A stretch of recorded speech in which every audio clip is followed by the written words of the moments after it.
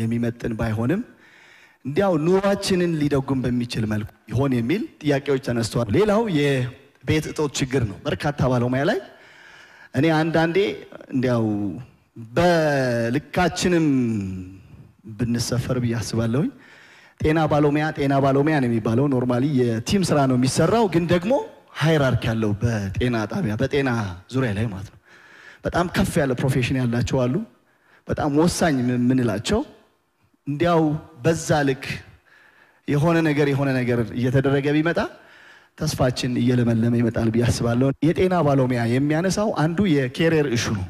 ኬሪየር የአንድ ቢኤስሲ ነርስ እንዲያው ከነርሱ ብነሳ ሂዶ የሚያቆመው 9,000 ብር ነው ወይም ደግሞ ደረጃ 14 ላይ ነው። ግን እኮ ከሲኒየር ነርስ ቺፍ ኤክስፐርት እየተባለ ይሄደ ከአንድ ጁኒየር ነርስ በጣም የተሻለ ነርስ እየሆነ በሄደ ቁጥር የሆነ በተለይ ስታክ የሚያደርግበት ነገር አለና ኬሪየሩ ቢከፈት የሚል ጥያቄ አለኝ። ሌላው የተነሳው ሪስክ ነው። እንግዲህ የኢመርጀንሲ ሪስክ አላዋንስ የሚባል አለ የሚከፈል ወደ 470 ብር የሪስክ አላዋንሱ በቂ ነው በቂ አይደለም አልልም ግን ሁሉም ጤና ባለሙያ በአንድ ጤና ጣቢያ ላይ ወይም በአንድ ሆስፒታል ላይ በሚሰራበት ሰዓት በሪስክ ደረጃ ካየነው ሁሉም ባለሙያ ሪስክ ተጋላጭ ነው። አስታውሳለሁ ክብርት ከንቲባ ከዚህ ቀደም የኮቪድ-19 በተከሰተበት ሰዓት ሪስክ አላዋንስ ከቨር ማድረግ ስለማይቻል ሁሉም ባለሙያ ታክስ ፍሪ ተደርጎ እንዲያው በዛ ቢደጎም ተብሎ የተደረገ ነገር እንዴ አንዳንዴ የሆነች ደሞዝ ተሻግራ በመሃል ነበር የምትመጣውና እፎይ የምታስብል አይነት ነገር ነበረች። ሪያውን ታክስ ፍሪ እንሁን ብያልልም ግን እንዲያው ሪስክ አላዋንሱ ግን ሁሉም ባለሙያ ቢመለከተው የሚል ነገር አለኝ። እሱ በዛ ልክ ቢታይ የሚል ነገር ነው። አንድ ሰው ቤት ኪራይ መክፈል አቅቶት ቤት በጣም ተቸግሮ ወጥቶ ወይ የልጆቹ ትምህርት ቤት ኢሹ ሆኖበት የልጆቹን ትምህርት ቤት መክፈል ሳይችል ወይ ደግሞ ታክሲ ተቸግሮ ባስ ተንጠላጥሎ በጣም ደክሞ መጥቶ ተሯሩጦ ኦፒዲ ገብቶ ስራውን ሊሰራ ይችላል። ግን ሃፒ ሆኖ ላያስተናግድ ይችላል። በሚፈለገው መልኩ ደስተኛ የሆነ አገልግሎት ላይሰጥ ይችላል። ስለዚህ ዋጋችን ያ ሳይሆን ቢያንስ ቤዚክ ነገር ይሟላ ነው። የዲዩቲ ክፍያዎች አንዳንድ ቦታዎች ላይ በ1.5 በ2 ይባዛሉ ሌሎች ሴክተሮች ላይ ሌሎች መስሪያ ቤቶች ላይ እኛ ጋር እንደዛ አይደለም። ሙሉ ስራችን እድሜ ልክ ስራችን ሆኖ ራሱ እንደዛ አይደለም ያለው ነገር ማለት ነው። ከነማ ፋርማሲ ድርጅት አንጋፋ ድርጅት ነው። ለምሳሌ እኔ ከማየው ሪፖርቶች አንፃር ሳይ የጤና መድኑ ሽፋን በሽያጩ ከፍተኛውን ድርሻ ይወስዳል። በፊት ካሽ ሴልሱ ነበር ከፍተኛ። ድርጅቱ በዱቤ ገዝቶ በዱቤ ሸጦ እንዴት ነው የሚቀጥለው በዚህ መልኩ? ምክንያቱም የግዢ ስርዓቱ ጫራታ ግዢ መሆኑ የሚደገፍ ነው። ዩኒፎርም የሆነ አክሮስ ዘ ብራንች ተመሳሳይ ዋጋ እንዲኖረው ያደርጋል። ነገር ግን ስቶክ አውት በዚህ አጋጣሚ ይከሰታል። ይህንን ስቶክ አውት እንዴት ነው የምንሸፍነው? እንደ ሌሎች የመንግስት ጤና ተቋማት የሚመሳሰል ባህሪ የለውም። ሌሎቹ በጀትድ ናቸው። ይሄ ግን ወዲያው እየሸጠ ወዲያው እንትን እያለ ነው እንትን የሚለውና ቢታሰብበት። ሌላው በሰራተኛ ዙሪያ ነው የመልካም አስተዳደር ችግር ማለት ነው። ለምሳሌ እኔ 3 ወር ሙሉ ብቻዬን ስሰራ ነበር የነበሩት አንድ ፋርማሲስትና 2 ድራግስቶች ለቀው ሄዱ። ለምን? ምክንያቱም ሰራተኛው የሚከፈለው የአንድ አመት ሲሰራ ከትርፋማነት የሚያገኘው ደሞዝ አለ። ያንን ትርፋማ ነው ተብሎ እየተነገረው ሄዶ መጨረሻ ላይ ትርፋማ አይደለም የሚል ነገር መነገሩ አግባብ አይደለም። ለኔ ደሞዝ ባይጨመር ደስ ይለኛል። ኦድ ነው አይደለ? ስንት ነው የሚጨመርልኝ? ችግራችንን እንደ አገርስ ይፈታል? የኢኮኖሚ ጉዳይስ እንዴት ነው? ዛሬ መንግስት ለኛ እኮ 10 ብር ከጨመረ ነጋዴ በጥፍ 50 ነው የሚጨምርብን። ሲስተሙ ምንድነው ብዬ ነው እኔ መንግስትን የምጠይቀው። እንዴት አድርገን የኑሮ ማረጋጋትን እንዴት አድርገን እናመጣለን? ስንት ነበረ ስንሰማ የነበረው ምን ሲደረግ ነበረ ምንድነው ከኋላው ያለው እስክንል ድረስ ማለት ነው እናትን ኮች ላይ ጥለን አይደለም እኔ መብቴን የምጠይቀው ሰው ገድዬ እኔ ልዳን አይባልም ነውር ነው የጤና ባለሙያ ስነ ምግባር የራሳችን የሆነ ስነ ምግባር አለን ብናኮርፍ ባይመቸን ደሞዝ ቢያንሰን ሆስፒታል ዘግተን ሳይሆን ምንወጣው ቀኝ እጃችን ላይ ጥቁር ሪቫን አስረን ነው ምንሰራው ስራ ይሄ ነው የኛ ኢቲክስ ይሄ ግን እየተደረገ ያለው እያየነ ያለ ነው በጥቂቱም በአብዛኛው ስራ ላይ ቢሆንም የጤና ባለሙያው አንዳንድ ነገሮች ስናይ ግን የሚያሳዝን ነገር እያየን ነው ሊታረም ይገባል አንድ እንደ ችግር አድርጌ ማነሳው ተቋም ላይ የበጀት ችግር አለ እንደ አዲስ ከተማ ክፍለ ከተማ በጤናው ላይ በጀት በጣም ነው የምንቸገረው ይሄንን የመልካም አስተዳደር ችግር ለመፍታት በዋናነት መድኃኒት ማቅረብ አለብን ሬጀንት ማቅረብ አለብን ለዚህ ደግሞ በጀት አስፈላጊ ነው ስለዚህ እንደምንሰማው ክፍለ ከተማችንን እንጠይቃለን ነገር ግን እንደ ክፍለ ከተማም የሚመደበው በጀት በቂ እንዳልሆነ ነው ምንሰማው ያ ቢታረም ጤናውን ዘርፍ የበለጠ ለማሳለጥ ጥሩ ነው በያስባለሁ አመሰግናለሁ ሳትከውስ የህክምና ጉዳይ ህክምና ስንመለከት እኔ ከምኒልክ ነው የመጣሁት ምኒልክ ብቻ ነው መታከም የምችለው ሌላ ቦታ ሄጄ የመታከም መብት የለኝም ምንድነው ሲባል ሰርኩላል ተላልፈዋል ከፍለ ነው የምትታከመው ነው ሶ ይሄም እንድታሰበበት ትራንስፖርት የሲቪል ሰርቪስን ፐብሊክ እንጠቀማለን yes ግን ለማምራን የተደረገው ነገር ለኛ ለምን አልተደረገም የዳግማዊ ምኒልክን ትልቁ መጀመሪያ የተሰራው አንድ አመት ከምናምን ወር ሆኖታል በአሁኑ ሰዓት ግንባታ ላይ ነው ለምን ጊዜ በፈጀ ቁጥር ማቴሪያሉንም ፋይናንሻሉንም እየበላ ነው የሚሄደው ማን ነው የሚቆጣጠረው እንዴት ነው የሚሰራው ማሽኖች ተበላሽተዋል ኤምአር መኖር የለበትም ሲቲ ስካን መኖር የለበትም ሁለተኛ ደግሞ ሌላ ይቅርና አልትራሳውንድ መብዛት የለበትም የለም በአሁኑ ሰዓት አንድ አልትራሳውንድ ነች ያለችው ስለዚህ ድጋፍ አድርጉ ሪኤጀንት የለም ባለሙያ ቁጭ ብሎ ሪኤጀንት የለም ከየት ነው በሽተኛው ወደ ውጪ ነው ምንልከው ከዛ እኛ ጋር 500 ብር የሚከፈለውን እነሱ 5000 ብር አስከፍለው አሰርተው ይመጣሉ አዳዲስ ወረዳዎች ጤና ጣቢያ የሌላቸው በጣም ጫና ያለባቸው ወረዳዎች አሉ ወደ ንፋስ ስልክ ስለዚህ ነው ያለሁበት ወረዳ ስለሆነ ነው ምገልጸው ጤና ጣቢያዎች ያስፈልጋሉ ወደዛም አካባቢ ቢታሰብበት ጥሩ ነው ለምን ራስ ገስ መሆን አቃተው ኖርማሊ ከፐብሊክ ሰርቪስ ስር ለምን መውጣት አቃተው ትልቅ ተቋም ነው ይገባኛል አሁን ቴሌ መብራት ኃይል ምናምን የገቢ ናቸው እኛ ደግሞ ገቢ የለንም ወጪ ብቻ ነው ግን ደግሞ እኛ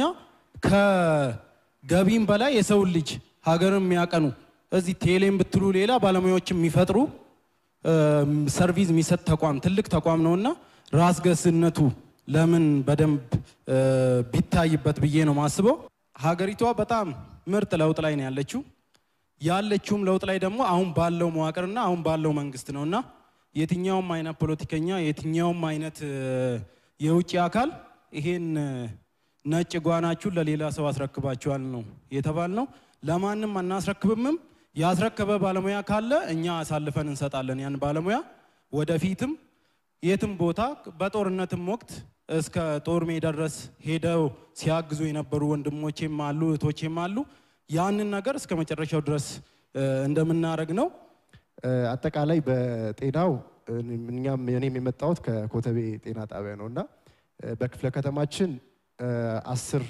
ያለን ወረዳ 12 ነው አሁን ግን ያለን 10 ጤና ጣቢያ ነውና በተለይ እንደ ኮተቤ አንዱ ወረዳ 11ን እንደግፋለንና በተለይ እያንዳንዱ ከበጀት ከምን አንፃር ሁለት ወረዳ ነው እንደግፈው ከዛ ውጪ ወረዳ 6ም ጤና ጣቢያ የለውምና ስለዚህ ከተማ መስተዳደሩ የካ ክፍለ ከተማ ካለው ስፋት ካለው አገልግሎት አንፃር በተለይ ተጨማሪ ጤና ጣቢያዎች የሚጨመሩበትና ማህበረሰቡ ሰፊ የሆነ አገልግሎት የሚያገኝበትን መንገድ እንዲፈጠር ነው።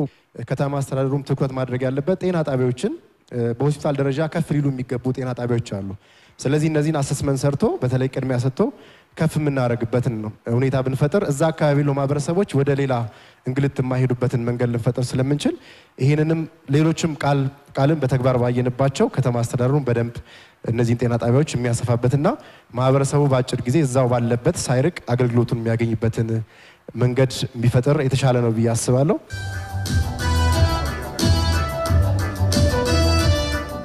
ቅድሚያ እንደ አዲስ አበባ ያለውን ሁኔታ ባለፉት ሳምንታት በቅርበት ስንከታተል ስለነበረ ጉዳዩም ከሁሉ በፊት ጤና ነው። የጤና ጉዳይ ስለሆነ የግዴታ የእናንተን ሁኔታ ስንከታተል በነበረበት ውስጥ እውነቱን ለመናገር ከውስጥም ከውጪም የእናንተን ጥያቄዎችና ቅሬታዎች መነሻ በማድረግ ከፍተኛ ጫና ሲደረግባችሁ ሙያዊ ኢቲክሳችሁን ጠብቃችሁ ቃል የገባችሁለትን ፊቱ ቆማችሁ የማላችሁለትን ህዝብ ታሳቢ አድርጋችሁ አገልግሎታችሁን ሳታቋርጡ ስታገለግሉ ለነበራችሁ ሁሉ በአዲስ አበባ ከተማ ነዋሪ ስም በከተማው ማስተዳደር በራሴም ስም ያለኝን አክብሮት መግለጽ ፈልጋለሁ። ጥያቄ ሁሌ ይኖራል። ዛሬ ያነሳችሁ ጥያቄዎች ቢመለሱ ዛሬውኑ እዚህ መድረክ እንኳን ብንመልስ የሚቀጥሉ ጥያቄዎች ይኖራሉ። ባህሪ ነው። አንድ ጥያቄ ከተመለሰ በኋላ እንደ ሁኔታው እንደ ወቅቱ ተጨባጭ ሁኔታ ሌላ ጥያቄ አይወለድም አይመጣም ማለት አይደለም። ፍላጎቶችም እየተጨመሩ እየተለወጡ ይሄዳሉ። ያንን ግን እንዴት ነው የምናራምደው? እንዴት ነው የምንጠይቀው? እንዴት ነው የምናስፈጽመው? እንዴት ነው የምንመልሰው የሚለው ሁሉ ጊዜ ወሳኝ ያደርገዋል። ያደጉት የሰለጠኑት ሀገራት የሚበልጡን አንዱ በዚህ ነው። ማንኛውም ጥያቄ የት መቼ እንዴት የሚለው ላይ ክላሪቲ አላቸው። ሰለጠኑ አደጉ የምንላቸው ቤንችማርክ የምናረጋቸው አንዱ በዚህ ነው። መቼ እንዴት ጊዜን ሁኔታን አጠቃላይ ተጨባጭ የሆነውን መሬት ላይ ያለውን ሁኔታ ያገናዝባሉ። በዛ ውስጥ ማንሳት ያለባቸውን ጥያቄዎች ቦልድሊ ያነሳሉ፣ ተግባቦት ይፈጥራሉ። በተረጋጋ ህግና ስርዓት በሚፈቅደው መንገድ ከሁሉ በላይ ደግሞ ሙያዊ ኢቲክስ በሚፈቅደው አግባብ ጥያቄ ማንሳት ተገቢ ነው። ይሰራ የኖረን ውዝፍ በአንድ ጊዜ በቦሌም በባሌም ማርጉትና ስሩት ስትሉን ፌር ነው ወይ ነው በጋራ የምንመልሳቸው ጥያቄዎች ያልኳቸው። ችግሩ የለም አይደለም። ችግሩን ከዚህ በላይም ልታወሩት ትችላላችሁ። ከዚህ በላይ ጀስቲፊኬሽን ሊቀርብበት ይችላል። እናንተ ካነሳችሁት በላይ ላነሳ እችላለሁ እኔ ከምትሰጡት አገልግሎትና ካለው የኑሮ ውድነት አንፃር ሰርቪስ ነፃ በእያንዳንዱ ሆስፒታል በእያንዳንዱ ጤና ጣቢያ ያስፈልጋል። ለምንድን ነው የማያስፈልገው? የጤና ስራ መግቢያና መውጫ ሰዓት እኮ ልዩ ነው። በድንገት ሊፈለግም ይችላል። ነገር ግን የሰርቪስ አገልግሎት ወይም ደግሞ የነፃ ትራንስፖርት አገልግሎት በየደረጃው ኖሮ በትንሹም ቢሆን በዛችሁ በድሮ ቁጥር ኖሮ ድንገት ያጣ ነው ሚስ ያደረግነው ነገር ቢሆን በጣም ያማርራል። ሚዛን ያስፈልጋል ማለት ነው። ጥያቄው ትክክል ሆኖ የሚመለስበት አግባብ ሚዛን ያስፈልጋል። የስነል ቦና ጫናው ስላለ አፍራሽ ኃይል በቀደደው ወድ መባስ አለ ማለት ነው። በዛ መፍሰስ በዛ መንገድ ፍስስ ብሎ መሄድ ማለት አዛኝ ቅቤ አንጓች ነበረ መልሱ። እነሱ ቢይዙት እውነት ይሰሩት ነበር? ምናልባት በዚህ በኩል ጠብ የሚል ነገር የሚገኝ ነገር ካለ ስልጣን ከተያዘ ካልተባለ በስተቀር እውነት የእናንተን ምላሽ መመለስ የሚችል አቅም አለ? አይደለም። ለምን እንደዛ ከሆነ ዛሬ እኮ አይደለም እኮ ድንገት የተፈጠረ አይደለምና ለምን በጊዜ በተለያየ መንገድ ከሚሰራው ትንሽ ነገር ኮንትሪቢዩት እናድርግ በጋራ እንስራ ለሀገራችን ሲባል የተወሰነ ኮሚትመንት የሚጠፋው? ስለዚህ መፍትሄዎች ብለን እኛ የምናነሳው አንደኛ በስፋት የህዝብን ተጠቃሚነት የሚያረጋግጡ የሥራ ዕድል የሚፈጥሩ ኢኮኖሚያችንን የሚያነቃቁ ፈጣን የሆነ የገቢ ለውጥን ሊያመጡ የሚችሉ መሰረታዊ ስራዎችን መስራት መቻል አለብን ነው። ልክ አሁን ከተማችን ላይ ያደረግን ያለ ነው። የአዲስ አበባ ኮሪደር ልማት ባይ ዘ ዌይ ገበያችን ላይ ለውጥ እያመጣ ነው። በትንሹ ለውጥ አይተናል አሁን በጅምሩ። በሚቀጥሉት 1 አመትና 2 አመት በኋላ ትልቅ ለውጥ እንጠብቅበታለን።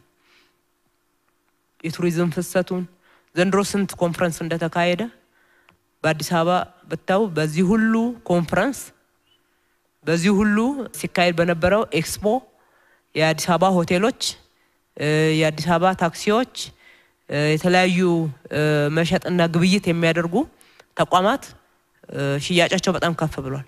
እሱ ይመጣና የግለሰብ አይደለም ገበያችን ላይ ነው ለውጥ የሚያመጣው። ገበያችን ላይ ለውጥ መጣ ማለት ወደናንተ ጥያቄ ምላሽ ነው የሚመጣው። ሌላው የሸቀጦች ፍሰትን ማስተካከል መቻል አለብን ነው። እዛም እዚህም የሚደረጉ ኢኮኖሚ ሻጥሮችን ኑሮ ውድነትን የሚያባብሱ ጉዳዮች ላይ እርምጃ መውሰድ ማስተካከል ይገባናል።